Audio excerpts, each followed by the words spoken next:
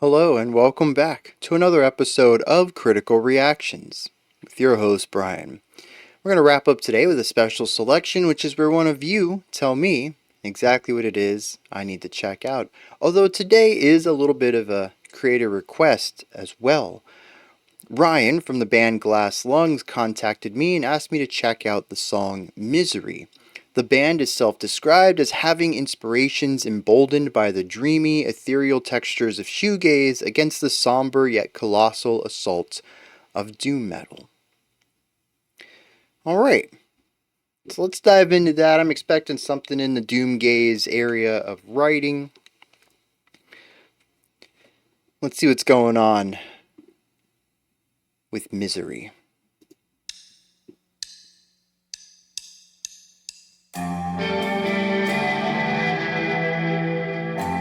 Well, it's definitely a gazy start.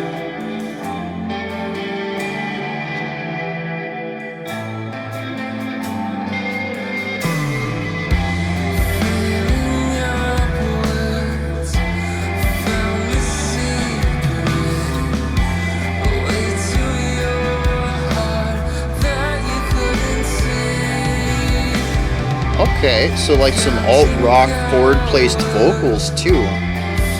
You don't see that too often with the gazy guitar work.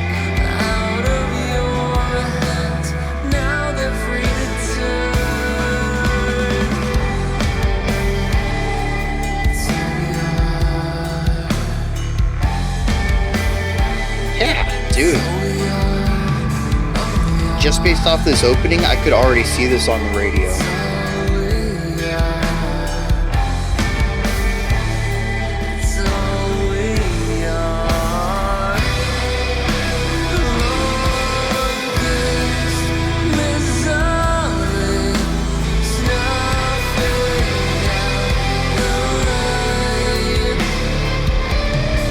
That bright lead guitar on top of the massive, fuzzy, heavy, weightier, doomier stuff.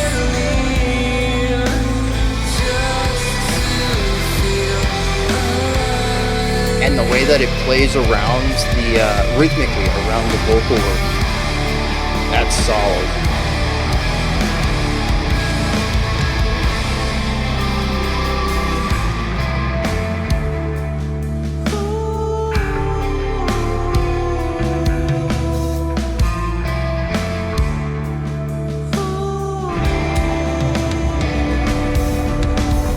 Ooh, that was a fun metric mod.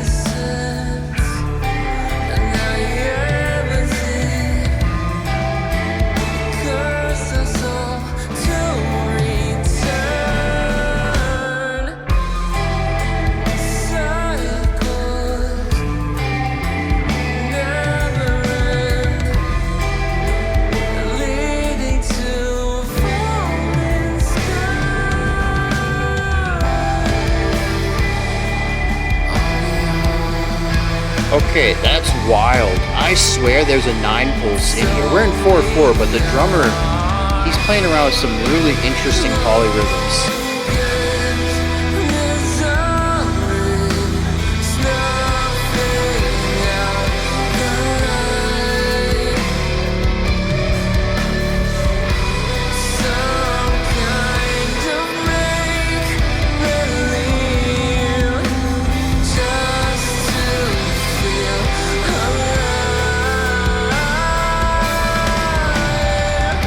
I even get a little bit of post-grunge out of this.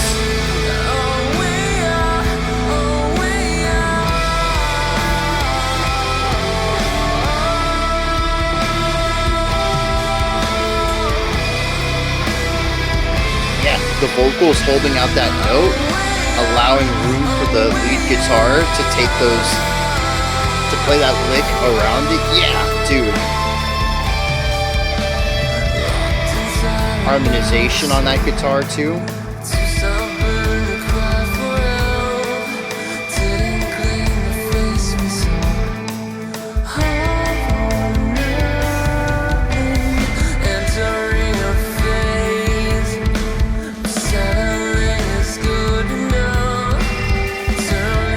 The drummer with all the syncopation here.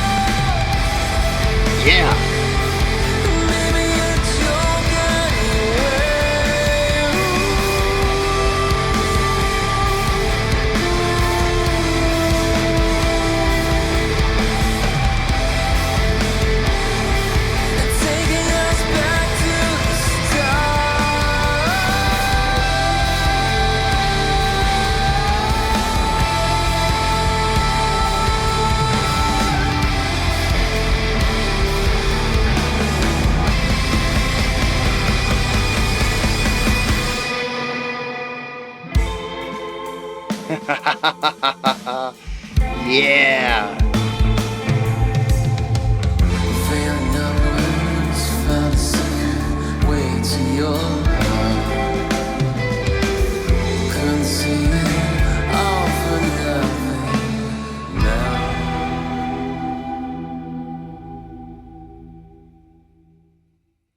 Dang, the song could have ended at the end of the previous section without that little 10-second outro there, and I think I still would have been very positive about it. But that ending elevated it. Comes out of nowhere, but absolutely sells this momentary shift, this little change there at the end. I love it. That was fantastic. I was a little worried. Doom metal is kind of like 50-50 for me. This was actually very not doom gaze either. Like, I can feel the doom inspirations here. But this was far and away not a metal track at all. And I think that's what I love about it. Which, yeah, I mean, it's kind of blasphemous with the community that is cultivated around the channel. But yeah, I mean, I'm not a super big metalhead, and given a fantastic rock track like this, I'm down for it. So what's going on here? Lots of texture work. This is definitely gaze adjacent. There's a lot of reverb, there's a lot of fuzziness, there's a lot of compression, there's a lot of white noise on this. The guitar, well, the rhythm guitar and the bass do a massive job at crafting this large atmosphere for the entire song to exist within. And it creates a lot of space for the vocals, the lead guitar, and the drums to shine. And that's not any shade thrown at the rhythm guitar, or I guess in this case, not necessarily rhythm guitar, atmosphere guitar, and the bass. They're a bit more functional in this song. Maybe in other tracks they have different roles. Maybe they get chances to shine a little bit. But in this one, they're pretty functional. They're designed to create the foundation. They're the glue that holds everything together. Without those two instruments, the song would sound really weird. With just the lead melody from the vocalist, those ornamental guitar licks that complement the vocals, and the polymetric and metric modulation coming in from the drums. It would be a very different track without those two really crafting everything that this song needs to feel the way that it is. They have a lot of weight put on their shoulders, despite having what is, at least on the surface, the less impressive or maybe the less spectacular parts to the track. But I mean, literally without them, it is a drastically different song. And so they're painting the they're painting the background for this song. And it sets the mood, it sets the tone. It is, interestingly, this mix between bright and dark. There is certainly a moodiness to it. It's drenched in reverb, it's drenched in white noise and compression. It's gritty, it's crunchy, it's wavy, but I think harmonically, when we look at the chord progression, it's rather positive. And it's this duality that I think I like best about it, is that sonically and harmonically, they're different, but they don't clash. They end up complementing each other rather well and creating this complex emotional atmosphere on the track. And from there, we begin to build the other ideas on top of it. Pretty much right out the gate, we have the vocals coming in. And this is not what I expected at all. We don't necessarily have the sort of more nasally, higher pitched vocals that, for whatever reason, I associate with shoegaze, something closer to like the whiny teenager vocals of like emo and post hardcore. I say that with a lot of love. That's like my home genres there. But that's sort of what I associate with shoegaze too. Is younger, higher pitched voices, and this ends up feeling very, I mean, for lack of better term, it's very radio rock. Kind of, I don't know, it reminds me of, I don't know, vocalist of like Shine Down, vocalist of Smile Empty Soul.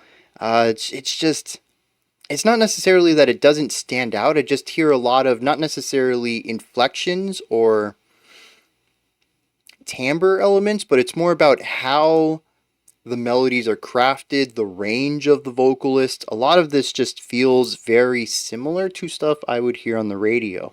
And I think when we take the atmosphere, which might not be the most traditional radio rock sound, but when we pair that atmosphere with the vocals, I definitely hear something that I think would fit on the radio. It doesn't feel that out of place, despite being, like I said, a bit sonically unique. Anyways, though, the vocal work on here is really great. Strong air support, uh, good air pressure, good volume, good projection, very comfortable range, it sounds like, through most of this. I don't hear a lot of strain, even when we get into the head voice. Just very controlled. And it sounds just as laid back as the music, right? We have all that waviness, the reverb, all of this kind of creating a little bit more of a uh, um, obviously there's like the tension of the reverb and the tension of the compression, but harmonically too, it feels laid back, and the tempo helps kind of keep it uh, easier too, kind of laid back. We don't have a lot of drive or intensity coming from the rhythmic elements or from the tempo. The vocals kind of match all of this too, and I really love this duality where it is projected, it is supported properly, there is this energy behind it, but it also feels very collected, very controlled, very relaxed. And that duality pairs up with the atmospheric duality and continues to add to this idea of slightly positive but slightly negative. There are elements to this that I feel are a bit drearier. It's the slowness of the vocal delivery. It's the calmness of it. And it's part of the harmonic element too, the note choices in the melody for the vocals often too. But again, there is a presence to it, a confidence to it that shines through. This isn't dreary and melancholic, and I don't have enough energy to sing this, and I'm so depressed. But it does have that slower, more lethargic element to it. It does bring the song down a little bit while still having confidence in the delivery. This duality I'm seeing in a lot of places. I love it. Now, where I don't see this duality too often, though, is the drums and the guitar, the lead guitar, anyways. I love the way the lead guitar works within, around the lead vocals. It's usually in a complementary way, some sort of ornamental lick that comes in around the vocal phrasing, usually as a sort of a call and response at times, but basically anytime that there's a gap in the vocals for an elongated amount of time, usually the guitar is going to come in and fill that pocket of space. And I like that. It allows the song to feel like it's continuously moving forward without putting all of that weight on one instrument. It's not necessarily done in a conversational element, like I said, with call and response, or maybe even counterpoint, having two melodies going off at the same time. But it does use two instruments to fill this general lead melody space, that part of the spotlight. And it ends up working very well, especially, like I said, not just how they work around each other, but also within each other. There are places where the guitar comes in while the vocals are singing, and there's usually a pretty nice dance rhythmically between the two licks that I came to enjoy quite a bit. But we also saw at one point where the vocals decide to just hold out these long notes, and the guitar comes in underneath and fills in the space with movement, where we have that static note, now we have a moving melody alongside it. And just the duality of this, of having not necessarily two lead melody instruments, but a lead melody and a backup melody, a secondary melody, an ornamental melody. I like that combination. I enjoy hearing it consistently throughout this track as a way to keep the song feeling fresh and engaging and moving forward at pretty much all times, despite the slower tempo. And that takes us to the drums then. They also are a bit more one note. They're, well, it's not, they're just lacking the duality that I see in the bass and guitar and the vocals, they do what they do very well, usually sitting in the pocket with some sort of cool syncopation going on. The rest of the instruments are mostly playing non-syncopated ideas. The lead guitar can play some syncopated stuff here and there, but the rhythm guitar and the bass are usually pretty strict with their rhythmic timings, usually right on the downbeat or playing straight eighth notes. Not a lot of rhythmic shifting and changing between there, but we do hear a lot of this on the drums. It's what creates the groove in many of the places where the band is pretty happy with settling on more strict rhythmic ideas. The drums are looser. They play with varying amounts of rhythmic length, and it takes what could be a pretty straightforward, doomier feel of kind of having a rigid rhythmic style and injects groove, injects rhythm into it, and tries to get a bit playful with that. And it isn't just syncopation on its own. We hear varying forms of syncopation through metric modulation and polyrhythms. And yeah, every single time, it's like a shot of adrenaline. The song was already great, and then there's this cool drum fill that comes in too. Yes, sign me up for more of that. And I think it was nice how it was restrained a bit as well. We could have had a drum fill every 30 seconds or so. And instead, I think we only had three that shifted the time feel. It was kind of spaced out and allowed for the impact of the metric modulation to continue to be impactful and sort of not diminish over repetition.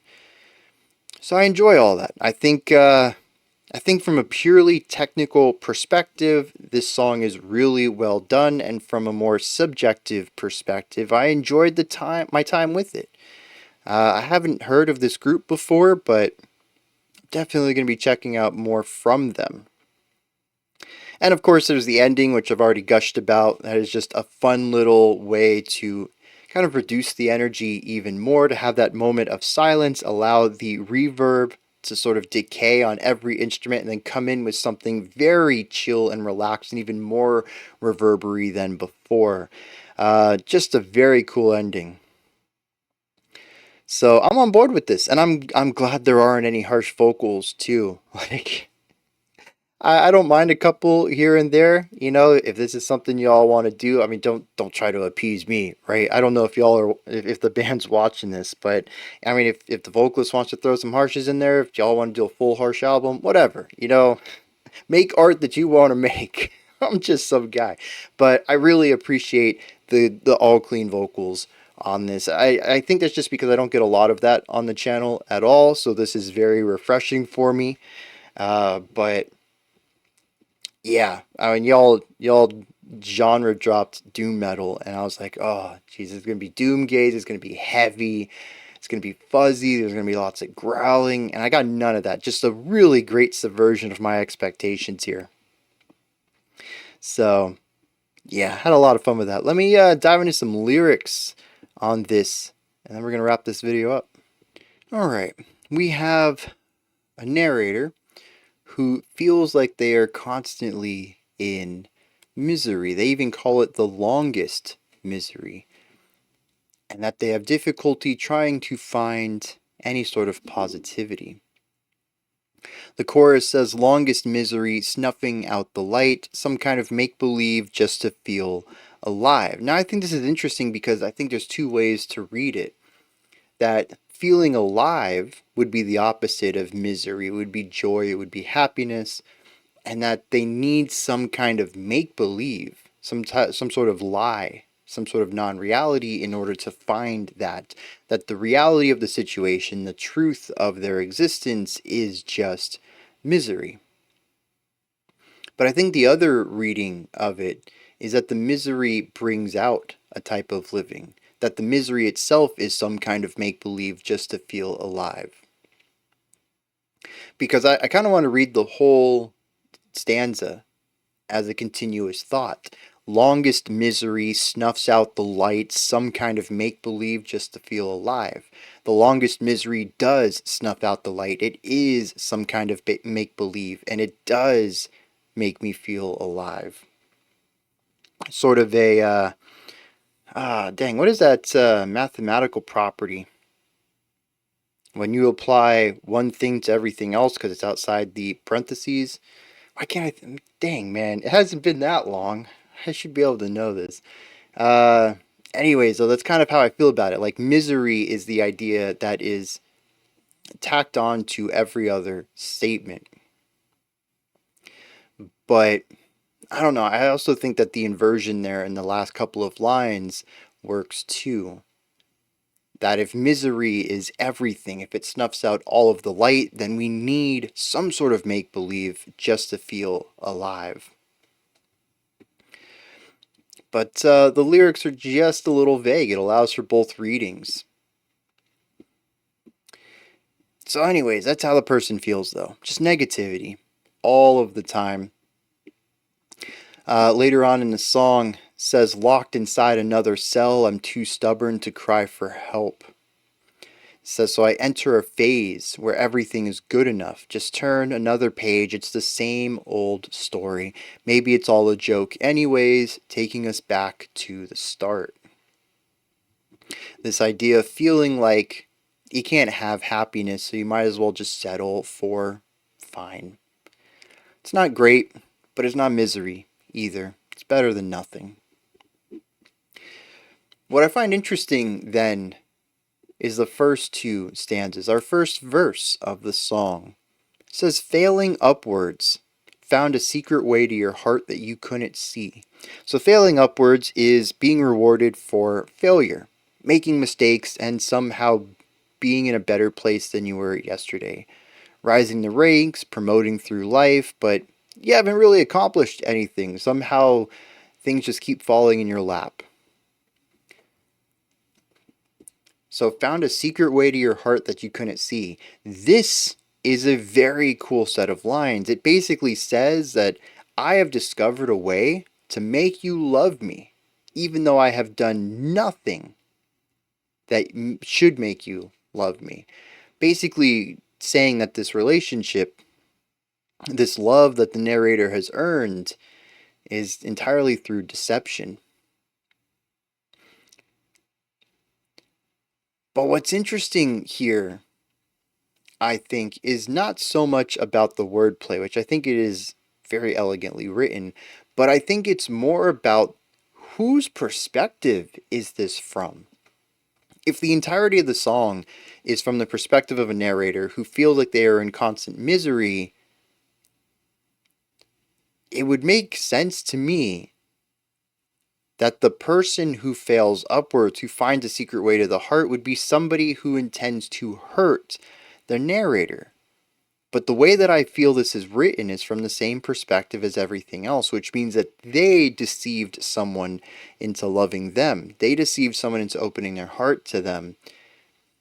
And yet all they feel is misery regardless, which brings an interesting perspective to things, that everything else in the song, everything else that leads into this feeling of life sucks, is because this person refuses to meet people on their own terms, refuses to compromise, refuses to actually engage with humanity. Instead, they create relationships out of deception, and when they inevitably fail because the relationship wasn't built on sturdy foundation to begin with, they're left in a state of depression. Dang, I'm out of that relationship now, but it was never true to begin with. Their misery is self-inflicted. Now, granted, I'm extrapolating a lot from 3 lines and trying to tie that into everything else. But they seem like they're playing a bit of a victim throughout most of the rest of the song. Have pity for me. Life sucks. I've tried everything. The best I can go for is mediocrity. To just settle on good enough. It's the only way to avoid the misery that snuffs out all the light. But here at the beginning, the way that I'm reading it, this person isn't really doing a lot to make their life better. And I think that's very interesting, particularly if that is the intended read of it, to show that this person is a bit more complex, or at least maybe necessarily that the situation is more complex than the person lets on.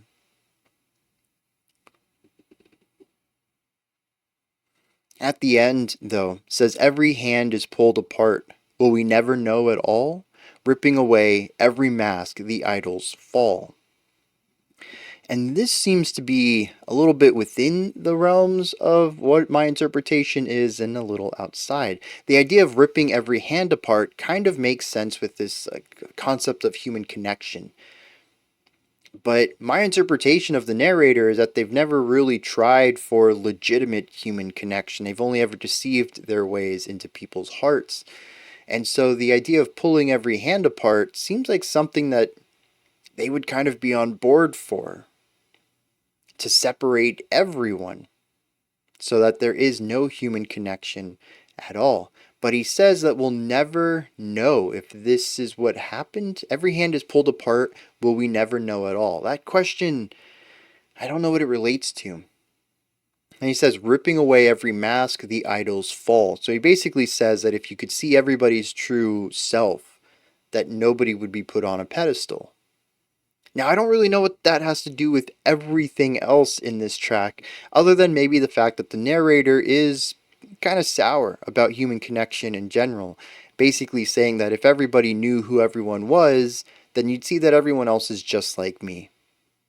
Everything is a deceit, no matter what. And we would have no human connection if we actually understood that everyone sucked. And there's sort of this nihilistic edge in the way that I'm reading it about this narrator here. Because again, we wrap the song up with the two lines from the stanza just before. Maybe it's a joke anyways, taking us back to the start. This is part of that nihilistic edge that he mentioned earlier when he said, I'll settle for good enough because everything is just the same old story. Maybe it's a joke anyways. And I think the pronoun is leading towards life. Maybe life is a joke anyways, everything designed to take us back to the start. And I like this. If my interpretation of this is correct, it's a very nuanced look at somebody who is depressed. Not necessarily just saying, oh, I'm depressed, life sucks, I can't make connections with people, everyone leaves me, but going out of their way to represent somebody who we get to see is sort of the root of their own problem, their own nihilism, their own lack of ability to connect with people is what's putting them in this misery. And so we kind of get to see all of that. We get to see all the blemishes of this person. That's usually a type of character study reserved for film and novel, not something you see too often in music. And I really appreciate that. Maybe that's what the duality is supposed to represent here. How the duality in the music, the positive and the negative. Obviously, this song lyrically is very dreary, very heavy on the negative emotions here. A feeling of loneliness, of despair, and even anger in a lot of ways. I think the song does a great job of representing that, but there is a positive element to a lot of the music too, and I think that's supposed to represent just how much, just how easily this person could find this. The positive elements, the joy, the chill relaxation that's in this song in parts is within arm's reach. He just refuses to reach out and grab it. He refuses to connect with people that way. He's so focused on his nihilism, he can't see how easily he could find joy. I like that. This is a very cool song. Now, I don't know if this is all the intentional read, but it's certainly what I get out of this track. So I'm kind of curious to see what Glass Lungs has to say, particularly the lyricist, but also the bandmates who crafted all the music that helps inform the lyrical side on this. How close am I to the intentions of the themes on this? Or am I reading way too far into it and it's like it's so much simpler? I don't know. I'm enjoying this though. I got to check out more from this group, but these are just my thoughts on Glass Lungs' Misery. What do you think? Did you enjoy this track? Is there anything that stood out to you? Anything that you would like to add on to what I said or correct me on? Maybe you have your own thoughts or opinions about it. Please put all of that and any other things you'd like to add down into the comment section. Above that, in the description box, you'll find a link to Linktree. Takes you here. You can find links to my music, ways to support the channel, a link to the Discord server, and so much more. I'll also include Glass Lungs' Linktree if you'd like to access any of their social media or streaming platforms. If you head on over to any of that, please give them likes, subscribes, thumbs up, hearts, stars, whatever it is to show some appreciation. Also, above the description box, if you could like, subscribe, and ring the bell over here too, I'd greatly appreciate that. Alright, that's going to wrap it up for today. I'll be back tomorrow, though, 5 p.m. Eastern Standard Time, 9 p.m. UTC as usual. Until next time, remember to be critical, not cynical, of the music you listen to, and have a fantastic morning, afternoon, or evening, whenever you choose to watch my videos.